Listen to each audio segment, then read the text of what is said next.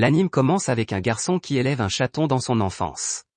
Plus tard, il déménage en ville, laissant le chaton à ses grands-parents.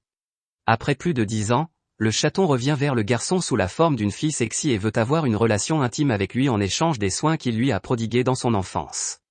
Que se passe-t-il? Révélons-le dans le récapitulatif d'aujourd'hui. Le protagoniste masculin de cet anime, Yuto, est un lycéen ordinaire. Il a une amie d'enfance, Rinko. Un jour, comme d'habitude, Rinko entre dans la chambre de Yuto pour le réveiller. À sa grande surprise, Yuto la prend dans ses bras. Se sentant gênée, elle accuse Yuto. Rinko a toujours eu le béguin pour Yuto, alors pour passer plus de temps avec lui, elle va à l'école avec lui tous les jours. Un jour, sur le chemin de l'école, il rencontre une belle fille sexy qui veut s'approcher de Yuto et l'embrasser. Jalouse, Rinko éloigne Yuto. Après être arrivé à l'école, Rinko emmène Yuto sur le toit, lui demandant qui était la fille de tout à l'heure, mais Yuto ne la connaît pas du tout. Pendant ce temps, Tezo, le bon ami de Yuto, est soudainement possédé par un démon et attaque Yuto. Yuto esquive la première attaque, mais Tezo se transforme directement en démon. C'est alors qu'apparaît la belle jeune fille. Elle se bat courageusement contre Tezo, chasse le démon de son corps, réussit à tuer le démon et à sauver Yuto, puis s'en va sans aucune explication. Cependant, la nuit, alors que Yuto dort, la belle fille vient soudainement dans son lit. Elle dit à Yuto qu'elle s'appelle Imari et qu'elle est sa gardienne. Peu après, Rinko entre dans la chambre de Yuto et est surprise de voir Imari ici. Imari leur révèle alors que la famille de Yuto fait partie des 12 familles de tueurs de démons et que lui aussi est un tueur de démons. Auparavant, son identité était cachée par l'amulette, mais celle-ci a perdu son pouvoir et Yuto risque d'être attaqué par d'autres démons. Heureusement, sa famille a conquis la famille de chats à laquelle appartient Imari, qui a alors juré de protéger sa famille pendant des générations, et Imari est maintenant responsable de la protection de Yuto. Peu de temps après, Imari est transféré dans la classe de Yuto. Voyant Imari s'approcher de Yuto, Rinko se sent très jalouse et propose un duel à Imari, et si elle gagne, Imari devra quitter Yuto. Confiante en elle, Imari accepte immédiatement le défi de Rinko. Elle commence par une course à pied, que Imari remporte haut la main. Elle s'affronte ensuite au saut en hauteur, à l'escrime et à d'autres sports. Imari remporte toutes les épreuves, car la force et la vitesse des démons sont bien supérieures à celles des humains. Furieuse, Rinko accuse Imari d'être un démon et de ne pas avoir le droit d'envahir la vie des humains. Entendant cela, Imari s'en va seule. Yuto la rattrape et s'excuse auprès d'Imari à la place de Rinko. En fait, Imari se moque de ce qu'a dit Rinko. La seule chose qui lui importe, c'est ce que Yuto pense d'elle. Sachant qu'Imari s'inquiète légitimement pour lui, Yuto ne se soucie pas de l'identité d'Imari. Après avoir écouté la réponse de Yuto, Imari l'embrasse joyeusement. Le lendemain, Rinko veut s'excuser auprès d'Imari pour ce qu'elle a dit hier. Cependant, lorsqu'elle arrive dans la chambre de Yuto pour lui annoncer sa décision, elle voit Imari allongée sur son lit. Une nouvelle bataille pour Yuto commence entre les deux filles. Quelques jours plus tard, Yuto et ses amis se retrouvent à la plage. Comme Imari n'a pas de maillot de bain, ils vont d'abord faire du shopping avec elle. En voyant Imari s'adapter parfaitement à tous les maillots de bain élégants, Yuto est incontrôlablement excité. Il veut alors acheter d'autres vêtements pour Imari. Contre toute attente, Imari l'entraîne directement dans la cabine d'essayage car elle ne sait pas comment mettre le maillot de bain. Une fois Imari habillée, Yuto est à nouveau agréablement surpris car Imari est très belle, quelle que soit la tenue qu'elle porte.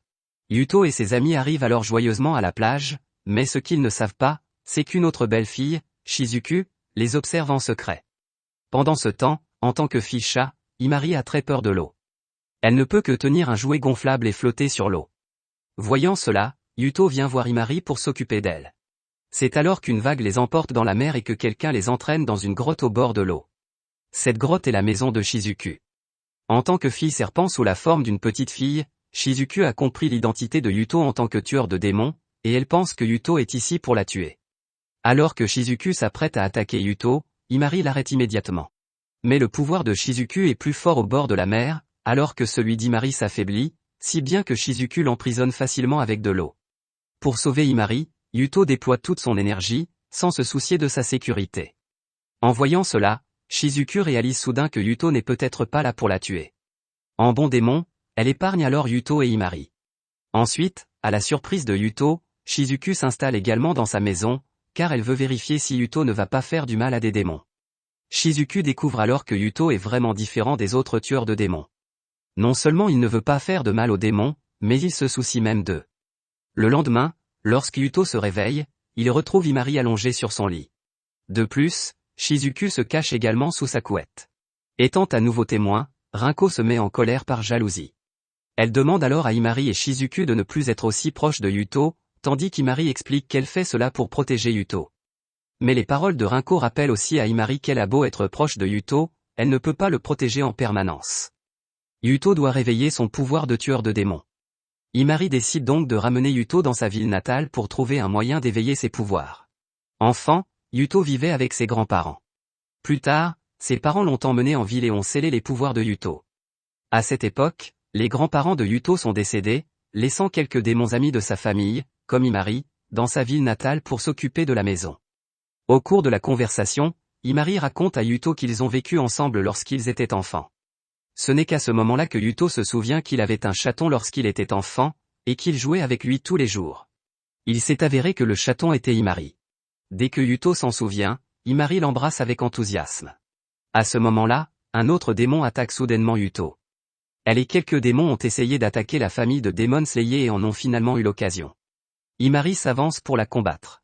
Pendant ce temps, un autre groupe de démons attaque la maison de Yuto, et Shizuku, ainsi que les démons vivant dans la ville natale de Yuto, se battent pour protéger la maison.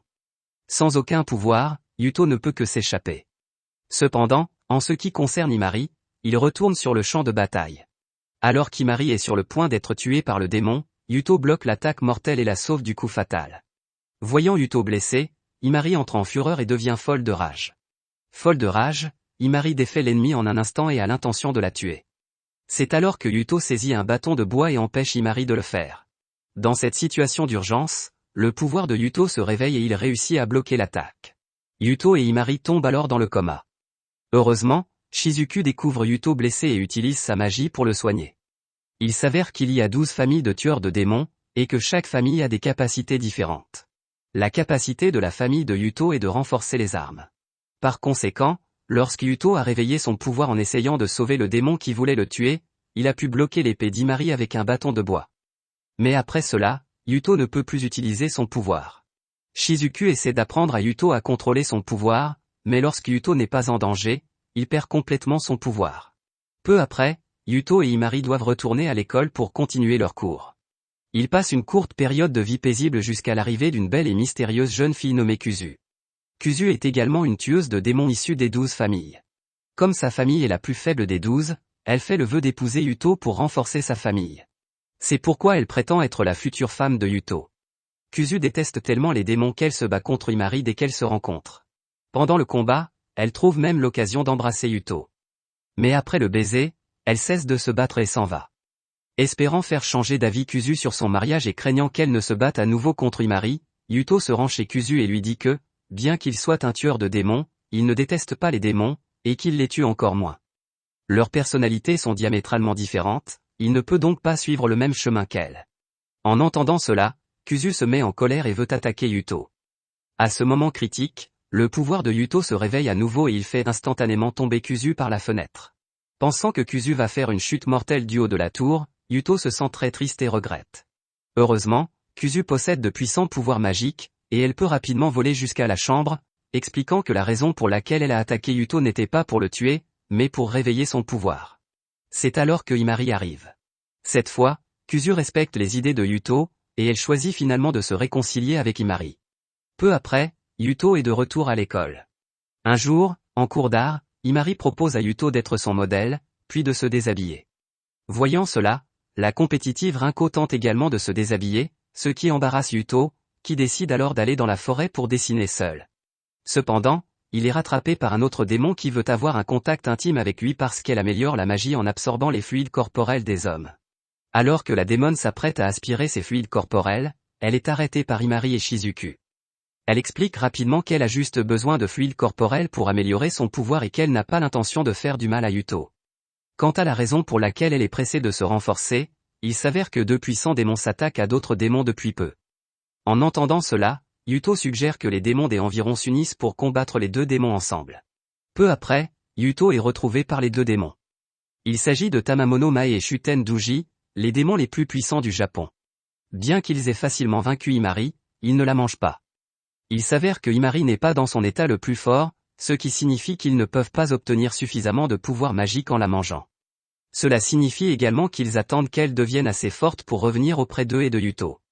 Pour combattre Tamamono Mae et Shuten Douji, Yuto doit apprendre à contrôler ses pouvoirs, et tous ses partenaires se rassemblent pour l'aider. Yuto a réveillé ses pouvoirs en cas de danger, il suppose donc que l'excitation de Yuto pourrait l'aider. Outre le danger, le désir peut aussi exciter un homme. Elles enfilent donc divers vêtements pour séduire Yuto et tenter de l'exciter. Bien sûr, cette méthode n'a aucun effet.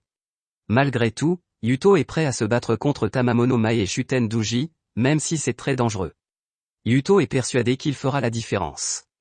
Le soir, Himari quitte secrètement la maison.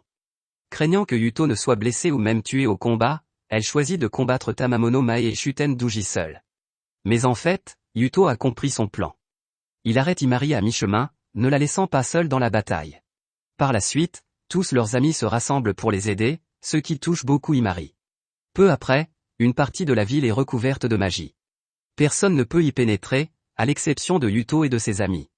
Cela va devenir un champ de bataille. Tamamono Mae apparaît soudain devant eux. Les trois plus forts, Himari, Shizuku et Kuzu, se précipitent pour combattre Tamamono Mae mais sont facilement vaincus, tandis que les autres ne peuvent que se protéger et n'ont aucune chance d'attaquer. Après avoir vaincu Himari, Tamamono Mae pense toujours qu'elle n'est pas au meilleur de sa forme.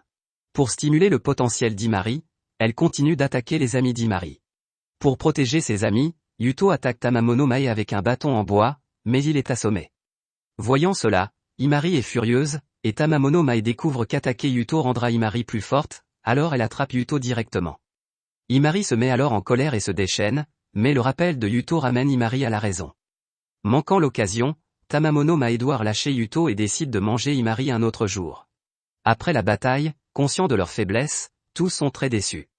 Ils se rendent dans la ville natale de Yuto et consultent les livres qui s'y trouvent, espérant trouver un moyen pour Yuto de contrôler son pouvoir. Pendant ce temps, Himari est très inquiète de son état. En tant que samouraï à l'esprit félin, elle est à l'origine un démon très féroce.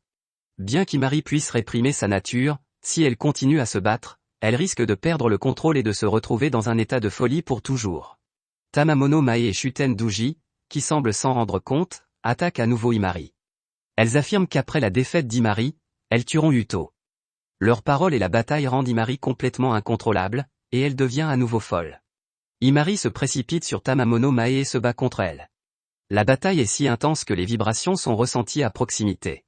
Découvrant que Himari a disparu, Yuto et ses amis réalisent immédiatement qu'Himari se bat contre des démons. Himari se bat comme une guerrière agile, tandis que Tamamono Mae est comme un mage, et elles sont à égalité. C'est la première fois qu'Himari rencontre un adversaire aussi redoutable et qu'elle déploie enfin toute sa force. À ce moment-là, Yuto et son groupe viennent également aider Himari. Mais Shuten Douji les en empêche. Pendant ce temps, Tamamono Mae, qui a mangé un peu de la magie d'Himari, s'est transformé en esprit du renard. Alors qu'elle se considère comme imbattable, Himari, qui voit Yuto, augmente considérablement son esprit de combat, libérant sa puissance au-delà de ses limites et battant Tamamono Mae. Pour célébrer sa victoire, Yuto s'avance pour étreindre Himari. Mais en perdant la tête, Himari ne reconnaît pas Yuto et tente même de l'attaquer. La folle Himari devenant une ennemie plus redoutable que Tamamono Mae, Yuto et le reste de son groupe sont rapidement vaincus par elle. En tant que maître d'Himari, Yuto sait qu'il doit la ramener à la raison. Mais il ne supporte pas d'attaquer Himari et se contente de la serrer fort dans ses bras. Heureusement, l'étreinte de Yuto a fonctionné, ramenant Himari à la raison. Alors qu'Himari se calme, Shuten Douji, qui déteste profondément la tueuse de démons, en profite pour se joindre à la bataille. Contre toute attente, Yuto réveille à nouveau ses pouvoirs et renforce l'arme d'Himari, ce qui lui permet d'être plus forte que jamais. Grâce à cette arme améliorée, Himari parvient à vaincre Shuten Douji et à remporter la victoire finale. Après cela, le pouvoir de Yuto s'éteint à nouveau, mais il n'en a plus besoin. Il vivra une vie joyeuse avec ses harems pour toujours. C'est ainsi que se termine Omamori Himari. Dans cet anime, Yuto, bien que tueur de démons, n'est pas fort et même faible la plupart du temps. Cependant, de nombreuses belles filles tombent amoureuses de lui en raison de sa gentillesse et de sa sincérité. C'est pourquoi nous devrions être gentils et sincères envers les autres, car la sincérité et la gentillesse sont toujours les qualités les plus précieuses des êtres humains. Si vous avez aimé cette vidéo, n'oubliez pas de la liker et de vous abonner à ma chaîne. Si vous voulez voir d'autres récapitulatifs d'animes, commentez ci-dessous pour me le faire savoir. À bientôt dans la prochaine vidéo. Au revoir.